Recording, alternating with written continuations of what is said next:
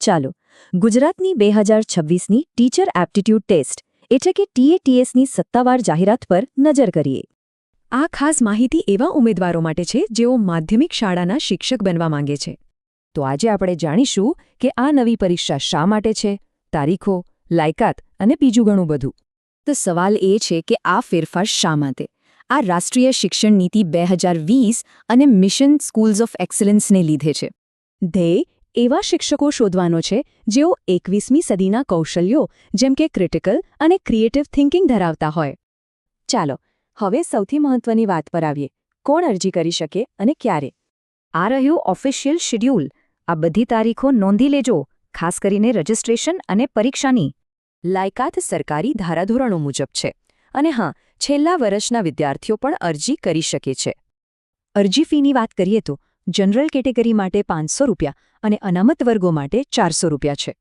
ટેટ્સ હવે 2 સ્તરીય સ્પર્ધાત્મક પરીક્ષા છે. ચાલો આખું માળખું સમજીએ. પહેલો તબક્કો છે પ્રિલિમ્સ, જે એક MCQ ટેસ્ટ છે. એ ક્લિયર કર્યા પછી મેઇન્સ પરીક્ષા આવે. પ્રિલિમ્સ 200 માર્ક્સની ટેસ્ટ છે, જેના માટે 180 મિનિટ મળશે. અને હા, નેગેટિવ માર્કિંગ પણ છે. આ પરીક્ષાના 2 ભાગ છે. ભાગ 1 બધા માટે કોમન છે અને ભાગ 2 ઉમેદવારના પોતાના વિષય પર રહેશે. જનરલ સ્ટડીઝના પેપરમાં ટીચર એપ્ટિટ્યૂડથી લઈને ભાષાકીય જ્ઞાન સુધી બધું જ આવરી લેવાયું છે. જેમનું પ્રિલિમ્સ કટ ઓફ ક્લિયર થશે એ ઉમેદવારો મેઇન્સ પરીક્ષા આપી શકશે. આ એક ડિસ્ક્રિપ્ટિવ ટેસ્ટ છે, જેમાં 2 પેપર હશે, એક ભાષાનું અને બીજું વિષયનું. પહેલા પેપરમાં નિબંધ, પત્ર અને વ્યાકરણ દ્વારા લેખન કૌશલ્યની કસોટી થશે. તો ક્વોલિફાય થવા માટે શું કરવું પડશે અને પરિણામ પછીની પ્રક્રિયા શું છે? જનરલ કેટેગરીના ઉમેદવારો માટે મેઇન્સ પરીક્ષામાં ઓછામાં ઓછા 60% માર્ક્સ લાવવા જરૂરી છે.